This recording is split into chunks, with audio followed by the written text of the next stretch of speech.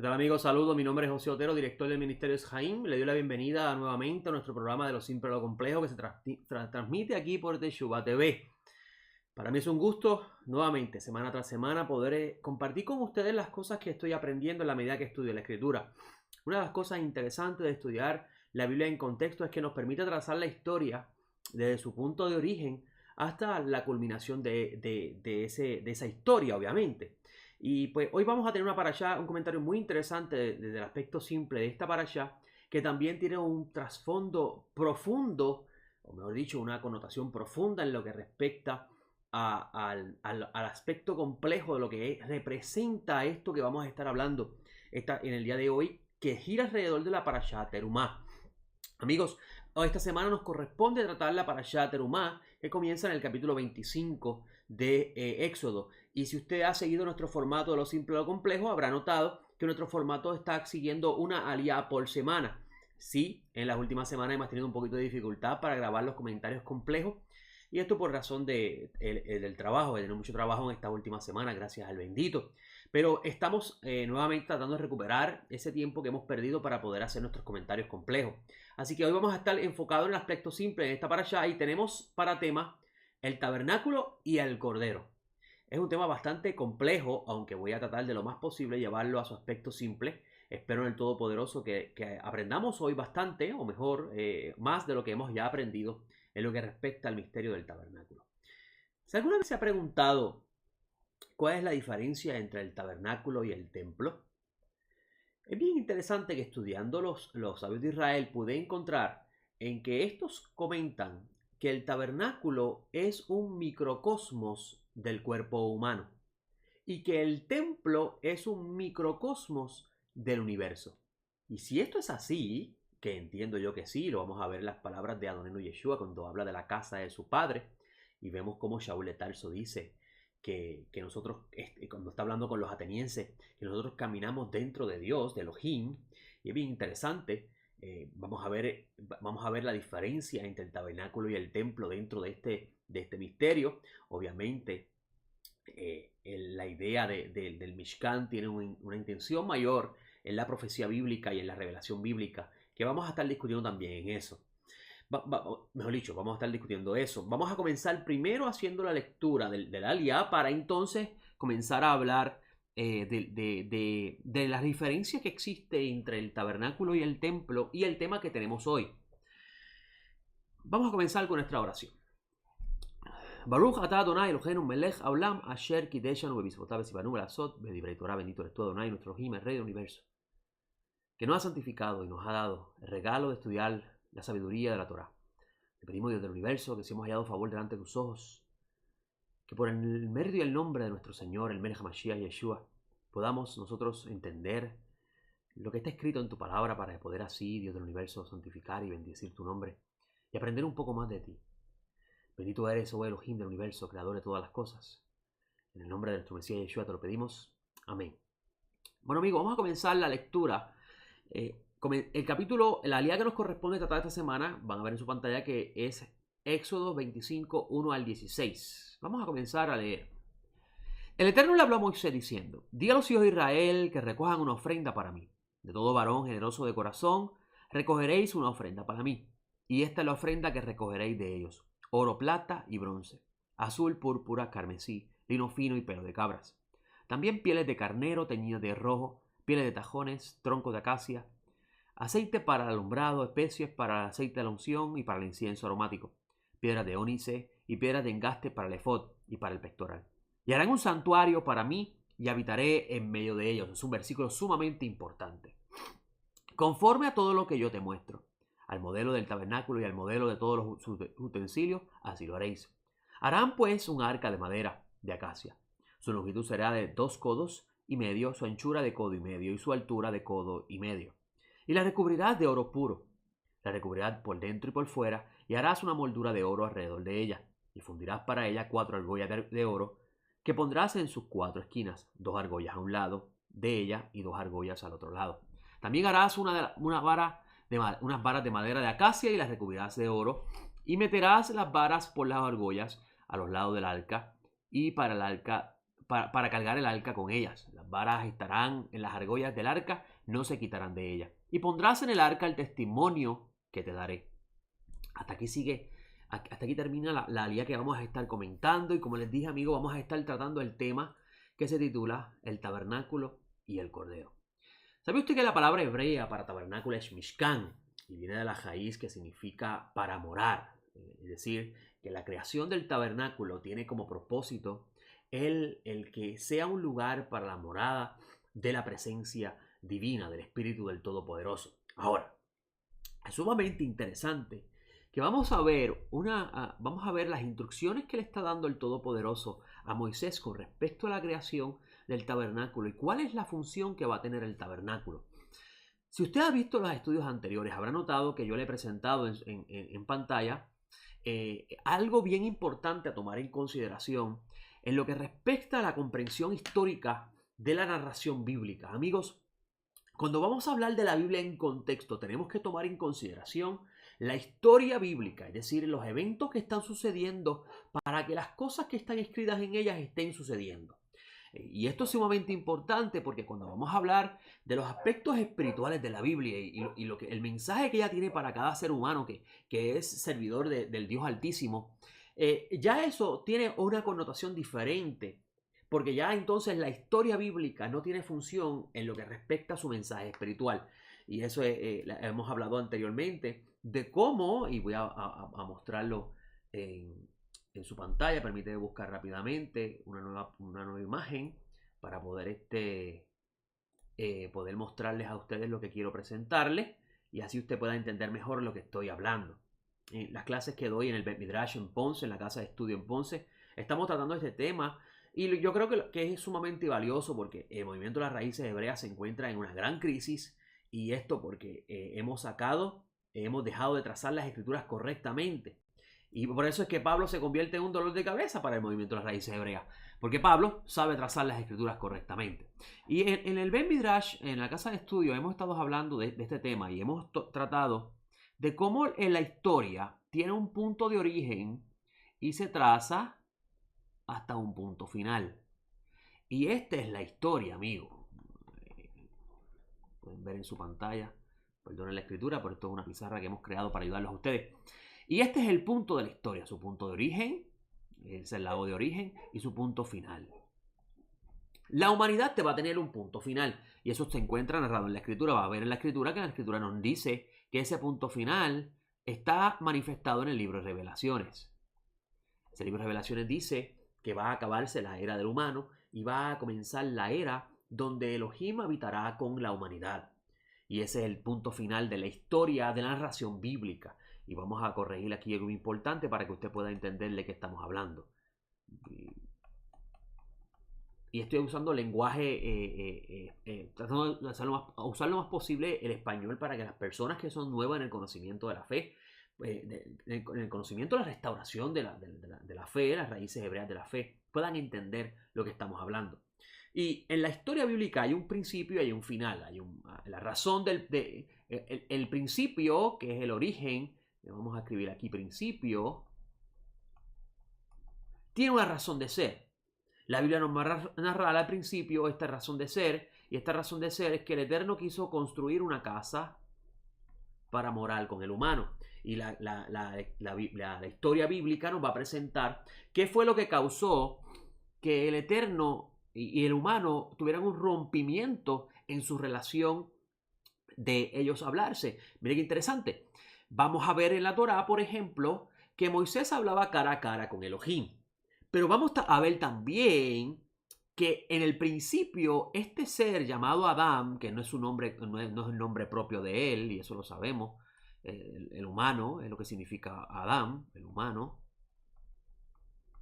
Este humano llamado Adán, que vamos a identificar como Adán, pero no es el nombre de él porque Adán significa humano, hablaba con el Eterno cara a cara. Lo encontramos en el libro de Génesis, que el libro de Génesis nos muestra que en el huerto del Edén, jardín del Edén, el Eterno se encontraba con Adán. Este era el lugar de la morada de Adán. Esta era la casa, la habitación que el Eterno creó en Edén, una habitación llamada el huerto, para que el humano tuviera una comunicación con el Todopoderoso cara a cara. Y vamos a ver que en la Escritura nos muestra claramente que esta relación era face to face, cara a cara. Ahora, la historia bíblica nos muestra que ocurrió algo que dañó, y vamos a buscar aquí un color diferente para poder expresar lo que queremos manifestar. Le vamos a pintar de rojo. La historia bíblica nos narra que ocurrió algo en este tiempo que hizo que hubo una desconexión, un rompimiento. Y ese rompimiento causó que el Todopoderoso, bendito sea, se distanciara del humano en lo que respecta a su relación personal. Una relación personal que vemos claramente en la Escritura que Adán tenía, Y este rompimiento causó que comenzara entonces una historia que vemos en la Escritura, que lo vamos a ver aquí en su punto de origen y su punto final.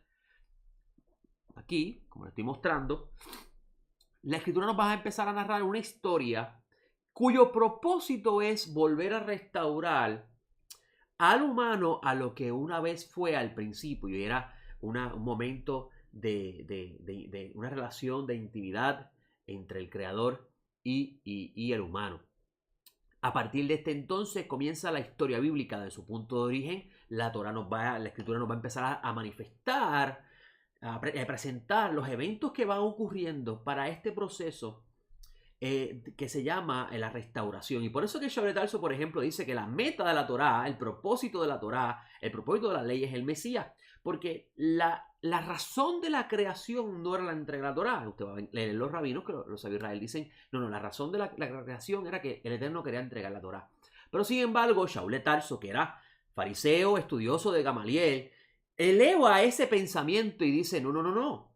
La meta de la creación no era la entrega de la Torá. La meta de la creación era la aparición del Mesías, porque el Mesías es la razón de ser de la creación. ¿Por qué? Porque el Mesías es el Mishkan de Yud-Hei, Vav-Hei. Y ahí vamos a empezar nuestro tema de hoy. Ahora, es importante saber que esta es la historia bíblica. Dentro de la historia bíblica, y lo vamos a pintar del color verde para que se vea más bonito, ¿verdad? Dentro de la historia bíblica vamos a encontrar que los principios espirituales de los eventos narrados son repetitivos. Repetitivos constantes. Para que tenga una idea. Los israelitas estaban próximos a cruzar el Jordán. Y este cruce del Jordán iba a causar que el pueblo heredara la tierra. Pero próximo a cruzar el Jordán, los israelitas cometieron un error. Cayeron en el pecado de la distracción que trajo el profeta Balaam conjunto con Balac. Por eso Revelaciones nos muestra que Balaam le dijo a Balac cómo poner el tropiezo a los hijos de Israel. Y este tropiezo que causó, que provocó, que cayeron los hijos de Israel, trajo otra desconexión más. Porque entonces el Eterno tuvo que traer una plaga sobre el campamento por causa de la distracción del pecado del Baal Peor y las mujeres. Y eso se encuentra en este punto de la historia. Lo vamos a pintar de rojo, ¿verdad? Porque son eventos significativos en este punto de la historia, que hizo que al momento ocurriera algo que alterara el plan. Pero no significa que el plan no se iba a completar. El plan se iba a completar siempre. Lo único que altera la historia y lleva a que el Eterno tenga que traer una serie de correcciones para esa historia. Ahora vamos a regresar al asunto del Mishkan. Vamos a volver aquí vamos a cerrar aquí un momentito. Déjame borrar la pizarra completa para que entonces podamos, ¿verdad? Hablar con más propiedad. Permítame aquí. Vamos a ver si tenemos suficiente.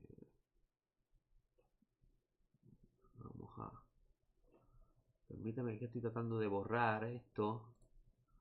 Vamos a subirlo para que sea más grande. Ok, ahora vamos a borrar esto aquí un momentito para entonces poder hablar del Mishkan.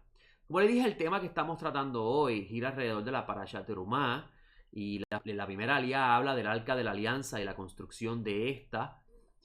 ¿Cuál es la razón del Arca de la Alianza? ¿Cuál es la función de ella? Vamos a estar discutiéndolo hoy en el tiempo que tenemos, ¿verdad? Pero primero vamos a hablar un poco del Mishkan. Como les dije al principio, los sabios de Israel enseñan que el Mishkan es un microcosmo. El Mishkan es el tabernáculo, y lo estoy diciendo en hebreo para que puedan entender lo que significa el concepto. Porque Mishkan, la palabra Mishkan viene del sentido, lo que significa realmente es para morar, porque la palabra mi significa para, y shkan, que viene de la raíz shakan, significa morar, para morar. La razón del Mishkan es para morar, para que la presencia del Todopoderoso more dentro de esa casa que fue construida por Moisés por orden del Eterno. Ahora, mire qué interesante, porque vamos a ver que el tabernáculo tiene una función. El tabernáculo es un artefacto que el Todopoderoso le dio a Moisés para que el Eterno, su presencia, pueda ser transportada. Usted dice, pero qué disparate es eso. Con calma, vamos a llegar a eso. El tabernáculo representaba la presencia de Dios con su pueblo. En ese momento el pueblo se encontraba en el desierto. Estaban en el Sinaí. Iban a caminar por el desierto hacia el lugar que se llama la tierra de Canaán, que es la tierra dada en herencia a Abraham, Isaac y Jacob. En la historia bíblica ella se llama la tierra de Canaán, todavía no había se llamado la tierra de Israel. Y eso es importante. Y en este proceso de salir de Sinaí y llegar hasta la tierra de Canaán, el Eterno le ordena a Moisés a construir una casa temporera, porque el propósito del Mishkan no era que el Mishkan se ubicara en la tierra de Israel, se quedara en la tierra de Israel. Vamos a ver que luego David decide crearle un templo que tiene una mayor repercusión en el mensaje, pero eso sería en otro momento. Este tabernáculo tenía como propósito transportar los utensilios que se iban a utilizar, que representaban el lugar de la morada del Eterno. Y este tabernáculo era el lugar donde el Eterno iba a tabernaculizar.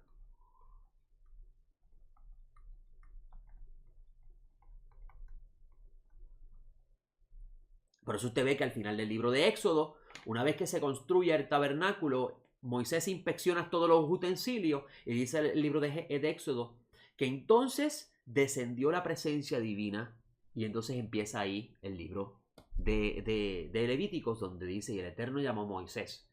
Y Moisés entró a la tienda y empezó a recibir las instrucciones con respecto al servicio del templo. Ahora, es importante saber que la construcción del tabernáculo antes del becerro de oro tenía una función bien diferente a después del becerro de oro. Y esto es importante porque si usted no tiene en conciencia el becerro de oro, usted no va a entender muchas de las cosas que Shaul de Tarso enseña. Después del becerro de oro ocurrió una serie de cambios en el plan divino dentro de la historia de la relación del Todopoderoso con su pueblo. Y era por causa, pues obviamente el ser humano tiene el libre albedrío y tiene la facultad de decidir entre la vida y la muerte, el bien y el mal, y decidieron en ese momento desobedecer, y a consecuencia de eso hubo otro rompimiento del plan divino, y por eso es que vemos una historia que va a servir de propósito va a tener la base, o mejor dicho, va a tener la función de mostrarnos las consecuencias de un error hecho, como le pasó a Adán. Ahora, la idea del tabernáculo era el Todopoderoso morar dentro del campamento. Los de Israel enseñan que el tabernáculo es un microcosmo del cuerpo humano. Para que tengan una idea, vamos a borrar de aquí nuevamente, para que puedan comprender mejor lo que estamos hablando. Estamos hablando del tabernáculo, del Mishkan en hebreo. La semana nos habla de la construcción del Arca de la Alianza. El Arca de la Alianza, y yo no soy muy bueno dibujando, pero vamos a hacer lo mejor posible para que usted pueda tener una mejor visión de lo que vamos a estar enseñando. Ok, el Arca de la Alianza era como una cajita, vamos a ver si me sale bien, una cajita que tenía unos querubines, vamos a poner un rostro aquí a los querubines. Uno era femenino, otro era masculino, eran rostros de bebé según la tradición de Israel. Y en el centro de esa arca se posaba la gloria del Eterno. Discúlpenme que se me movió esto, vamos a corregirlo. la gloria del Eterno se posaba aquí. Esa gloria es la presencia divina del Todopoderoso. Y esa presencia divina era el lugar, el arca representaba el trono de Dios aquí en la tierra, donde en ese trono se sentaba la gloria del Eterno y hablaba cara a cara con Moisés. Esa gloria del Eterno es su presencia divina. Ahora, ¿qué representa? Porque dicen los sabios de Israel que el tabernáculo es un microcosmo del cuerpo humano. ¿Qué representa el lugar, el arca de la alianza, el Arón Kadosh? ¿Qué representa eso en el cuerpo humano? ¿Dónde está eso en el cuerpo humano? Unas personas comentan que esto representa el corazón porque en el pensamiento de los hebreos el corazón piensa. Y es muy cierto, pero es importante comprender que cuando el Eterno se comenzó a revelar a la humanidad luego de la caída de Adán, el Eterno le habló a la humanidad en lenguaje que estos pudieran comprender. Y para el mundo antiguo, incluso en el caso de Egipto, el corazón pensaba, incluso el corazón se pesaba. En el Egipto antiguo el corazón se pesaba para medir cuántos méritos tenía la persona con respecto a sus acciones en la vida. Y es bien interesante porque el Eterno está hablando a Moisés, un hombre criado en Egipto. Moisés no sabía nada de Mesopotamia, del pensamiento mesopotámico. El Eterno le va a hablar a Moisés según el pensamiento que él tenía, el conocimiento de Egipto. Y obviamente para la historia del pensamiento hebreo, de los israelitas, pues el corazón pensaba, el corazón era el lugar del pensamiento y de las acciones del humano. Y vamos a ver que en el primer siglo Yeshua sigue enseñando igual. Obviamente se sigue pensando de la misma forma. Pero a la medida que el tiempo avanza, sabemos que conociendo los principios espirituales del mensaje, sabemos que la idea del corazón pensar realmente lo que trata de mostrar no es que dentro del humano hay un lugar donde se provocan los pensamientos, las intenciones y los deseos del ser humano. Y sabemos hoy, por el estudio moderno de la ciencia, que no es el corazón el que piensa, sino es la mente. Por tanto, si es el cerebro, entonces el arca de la alianza representa el cerebro humano. Y si ella representa el cerebro humano, entonces tenemos el hemisferio izquierdo del cerebro y el hemisferio derecho del cerebro. El izquierdo y el derecho. Y en el centro de ella se sienta alguien. ¿Quién domina el pensamiento? Y esto es muy importante porque si el arca de la alianza representa el trono del Eterno y es una forma entre el Todopoderoso presentarnos la idea de la mente, del cerebro, en el pensamiento humano moderno, entonces ¿quién se sienta en el cerebro? ¿Quién gobierna los pensamientos? Y ahí vamos a ver la idea de no vivo yo, vive el Mesías en mí. Si vive el Mesías en mí, quien se sienta en el trono es el Mesías. No soy yo no soy dueño de mí, porque yo soy el Mesías, el que gobierna mi casa. Y todas estas ideas que Shaul y los demás discípulos van a comenzar a enseñar con respecto a los misterios de Elohim. En esta parashá vamos a ver que hay unas instrucciones con respecto a la construcción de este arca que va a estar ubicado dentro del lugar santísimo del tabernáculo. El tabernáculo es un microcosmo del cuerpo humano y por eso vamos a ver que la menorá, el candelabro de 7 brazos, va a representar en ese aspecto al corazón, porque el corazón es el que expresa las intenciones emocionales de la persona y vamos a ver que el corazón, el menorá alumbra una serie de frutos, porque realmente vas a ver que la menorá está construida con una flor de almendro, simbolizando el fruto que se abre y puede ser comido. Pero eso sería para el momento que hablemos de ese tema, porque no es el que nos corresponde tratar el día de hoy. Ahora, en esta parashá vamos a encontrar, amigos, que la intención, y lo vemos en el versículo 8 y 9, dice el texto, y harán un santuario para mí, un mikdash, y habitaré en medio de ellos. Es bien interesante que la intención, leer a los sabios de Israel decir que la intención original del Eterno era habitar con su pueblo.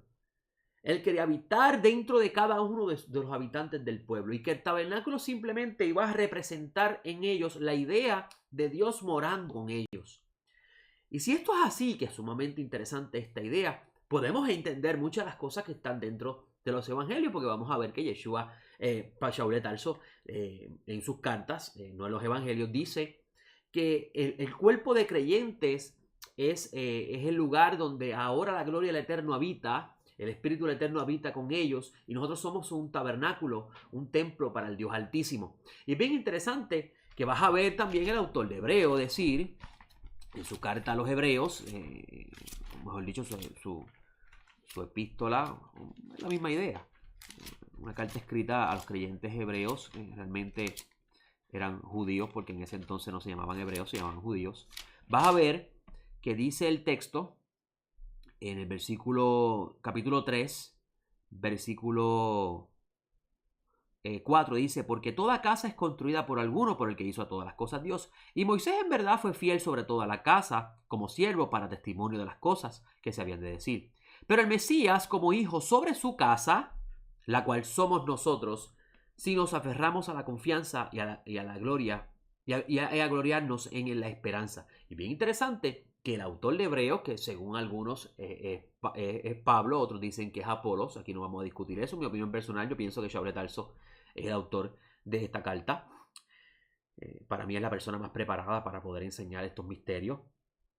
Esta carta a los hebreos dice que el cuerpo de creyentes, porque le está hablando a los creyentes y Yeshua, son la casa de el Hijo. Pero espérate, eso es lo que dice el texto. Pero el Mesías como hijo sobre su casa, la cual somos nosotros, si nos aferramos a la confianza y a gloriarnos en la esperanza.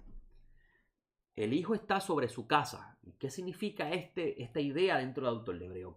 ¿Dónde saca este pensamiento? ¿Dónde salen estas ideas de este autor?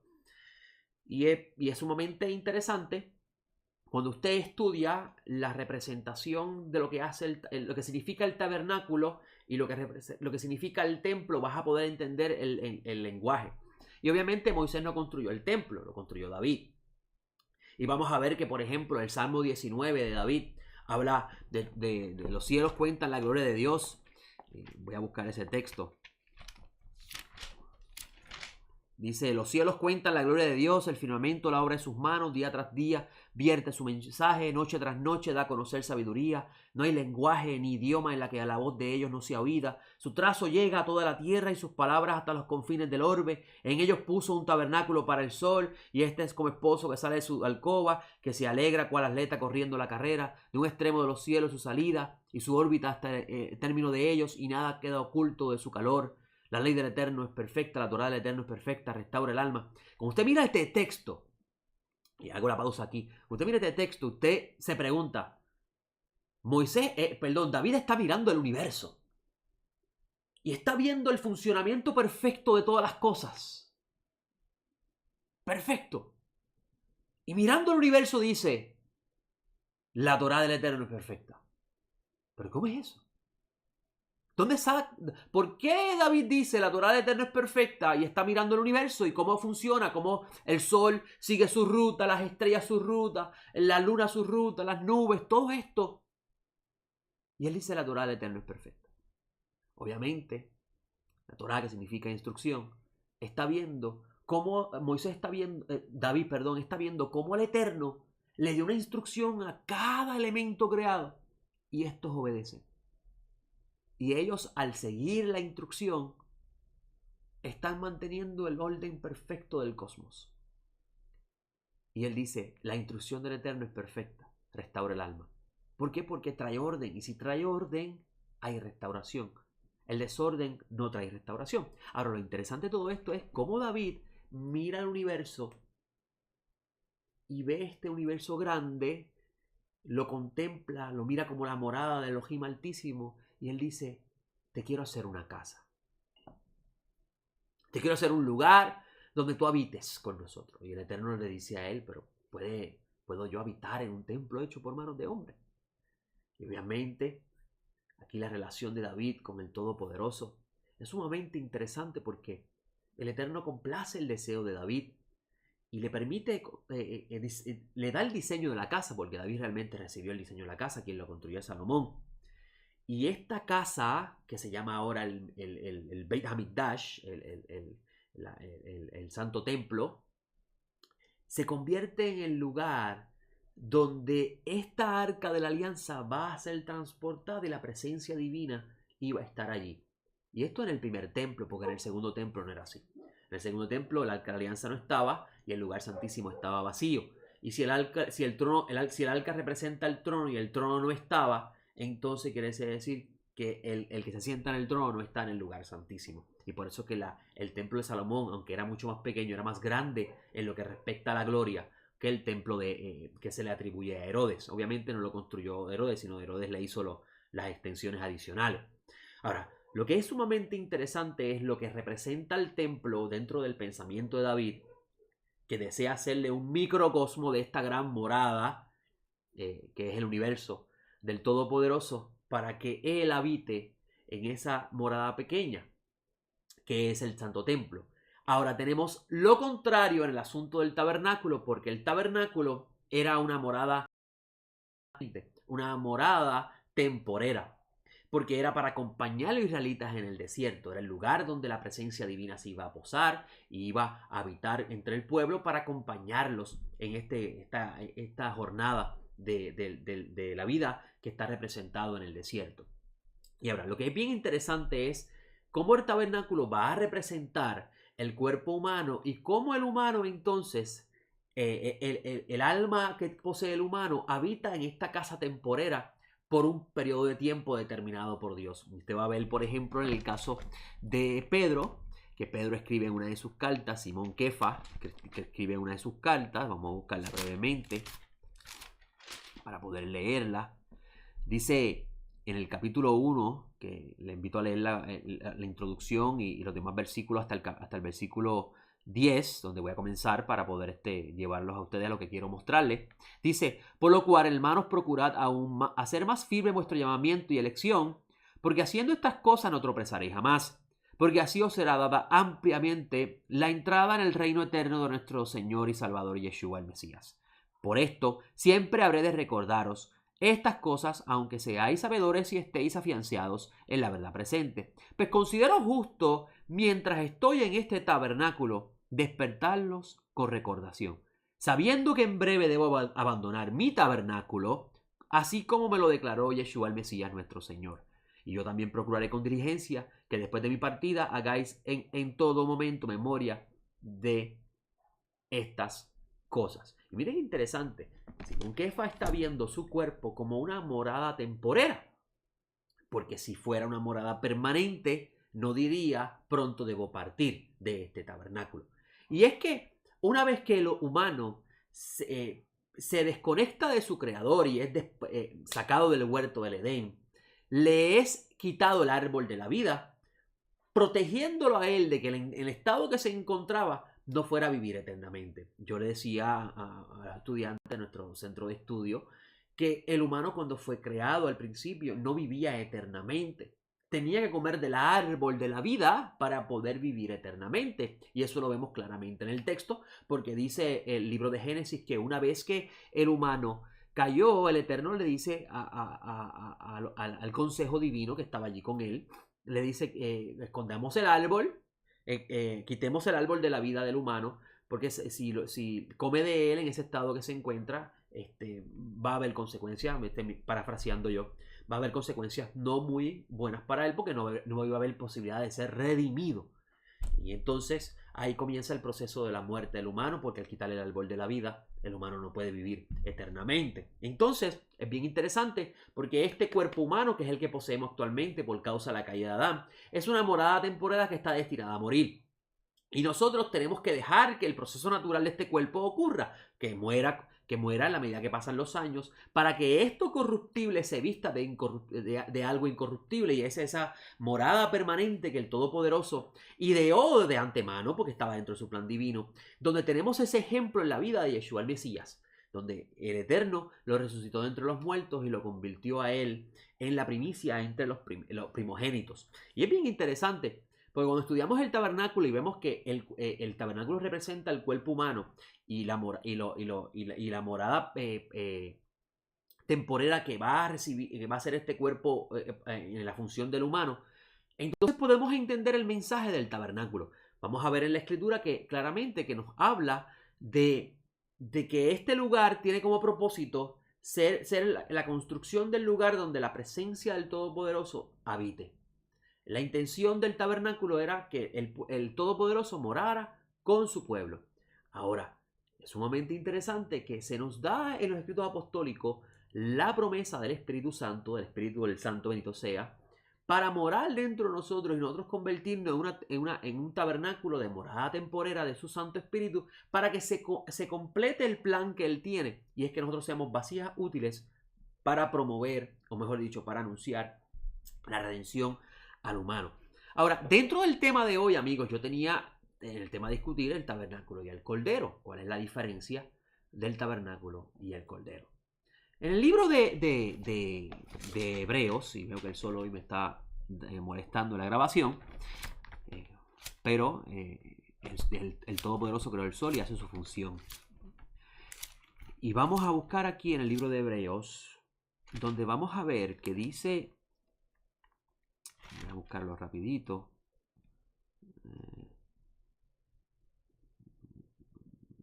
donde que está, que dice, hay un texto que dice, sacrificio y ofrenda no quisiste, pero me preparaste cuerpo.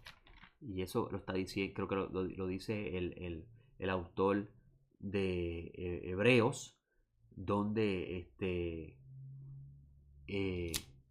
está enseñando cómo Yeshua, siendo el Cordero, se convierte en el cuerpo donde el Todopoderoso va a completar el plan que aparece en el libro de Deuteronomio, donde el Eterno dice que va a hacer expiación por su pueblo. Esto está en el capítulo 32, si no me equivoco, del libro de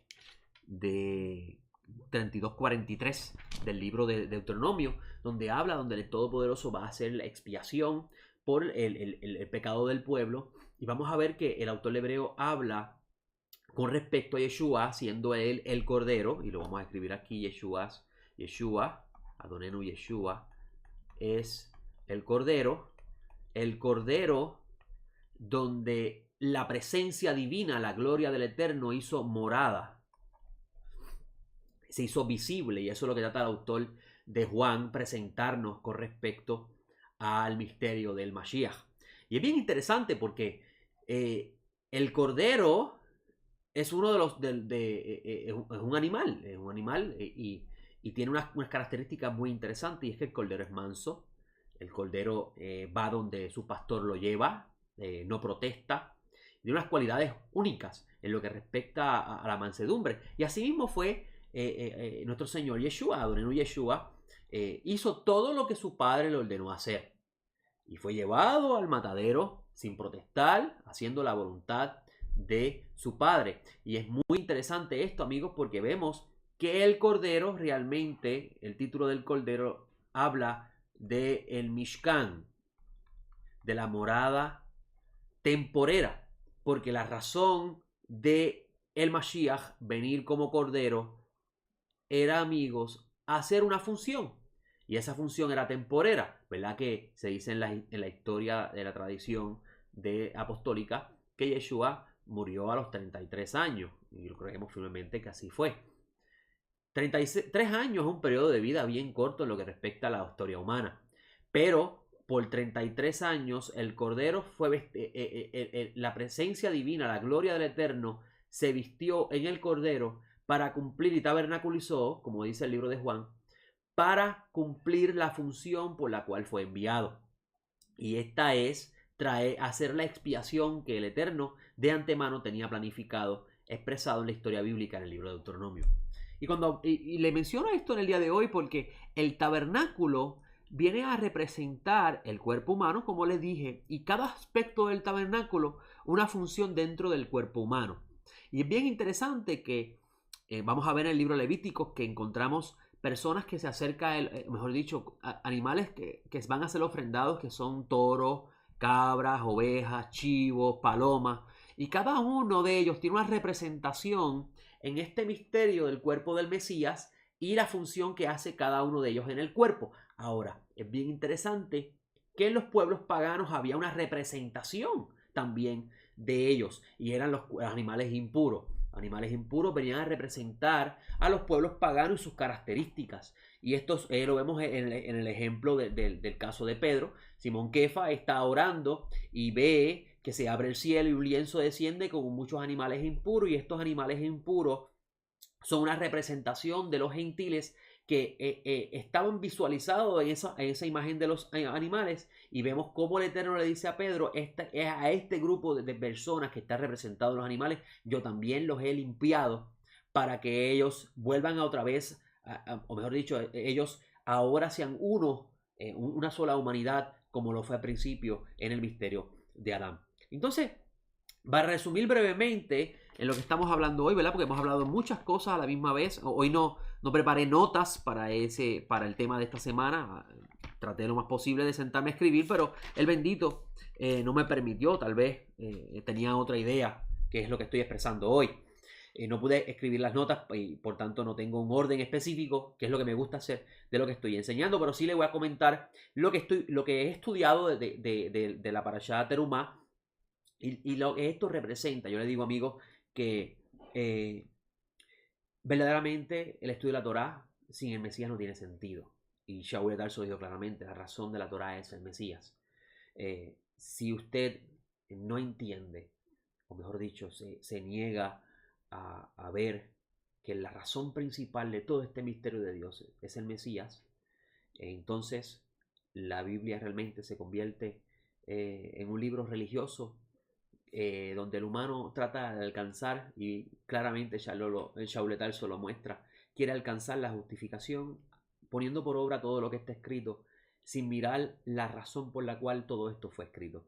Y uno de los personajes más controversiales dentro de la fe es Shaul de Tarso, un hombre que estudió Torá desde pequeño, estudió con Gamaliel, uno de los rabinos más respetados de su época, un hombre talentoso, con un conocimiento increíble, y sin embargo, él llevó todo su conocimiento al plano más simple. Le dijo a todo, a donde quiera que él iba, amigos, todo esto es por el Mesías. La razón de la Torá, la razón de los profetas, la razón de la revelación bíblica, la razón de la creación, todo esto es por el Mesías, porque Dios desea morar en su pueblo. Y es muy interesante esto, amigos, cuando estudiamos la Parashá Terumá. Y como les dije, hay un texto muy interesante que esta semana meditaba y lo comparto con ustedes, ¿verdad?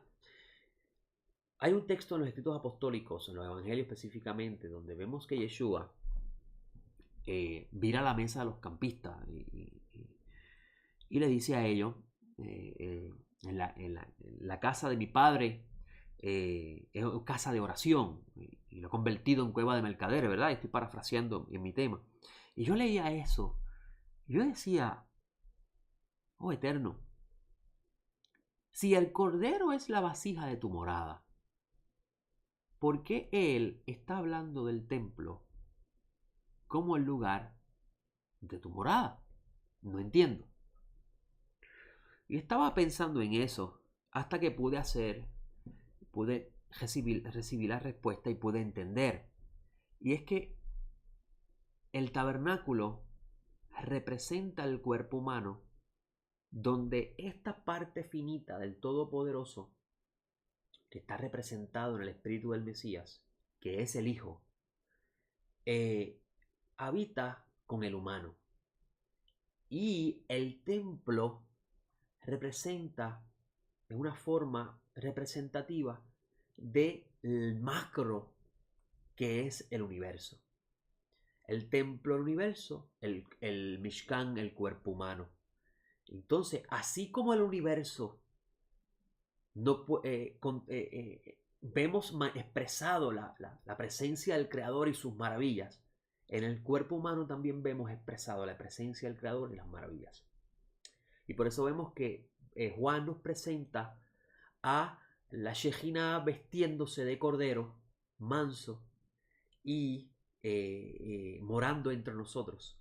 Y vemos cómo el Hijo es el que habita en cuerpo, representado en los animales del libro Levítico, y vemos cómo el Padre habita en el universo. Y esto es muy interesante. Ha sido para mí esta semana algo bien refrescante, porque entonces podemos entender mucho de los misterios que están expresados en las Escrituras.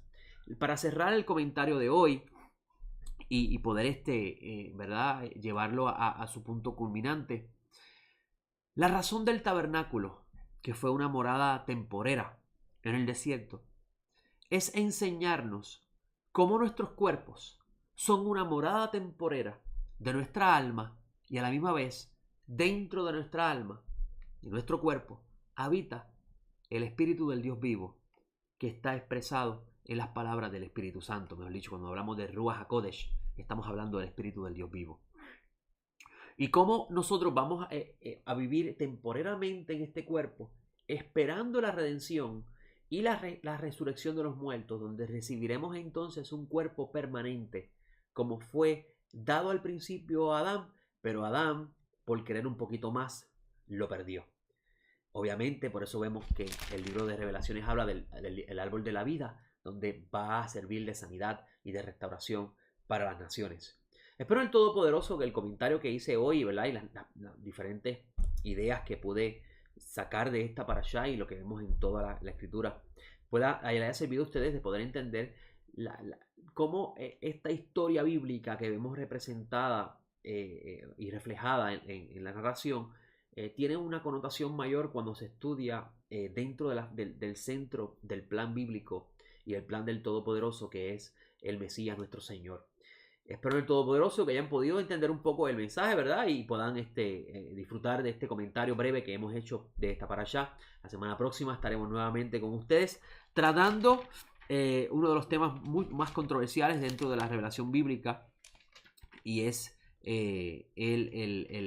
mejor dicho, la semana que viene seguimos hablando de los elementos del santuario, pero luego vamos a hablar del tema del becerro de oro, que ha sido, usted se ha percatado que he estado hablando mucho de eso, porque tenemos que ver dentro de la historia bíblica el becerro de oro. Si no lo tomamos en consideración, no vamos a entender los eventos antes del becerro de oro y los eventos después del becerro de oro.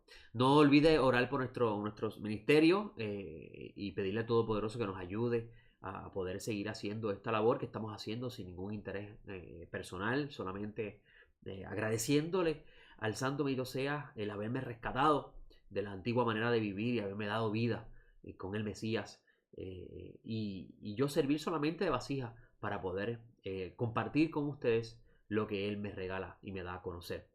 El ministerio de Jaime existe para eso, no tiene ningún otro interés particular. Le pido también que ore por los diferentes maestros de Yeshua TV y por el ministerio de Yeshua TV, porque realmente lo que hacemos aquí lo hacemos para el cuerpo de creyentes.